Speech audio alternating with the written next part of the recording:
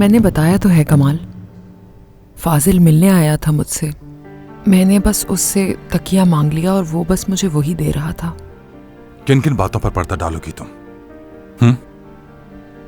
बताओ मुझे, किन किन चीजों में मुलव्विस हो तुम? हाँ, मैं कुछ चीजों में मुलव्विस थी। अब मैं तुम्हें सब कुछ बताऊंगी।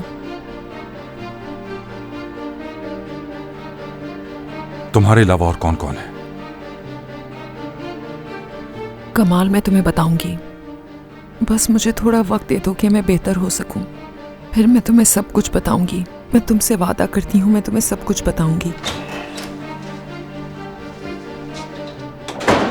आइए डॉक्टर साहब। Good morning. Good morning. अब आपकी तबीयत कैसी है? किसी किस्म की कोई शिकायत तो नहीं?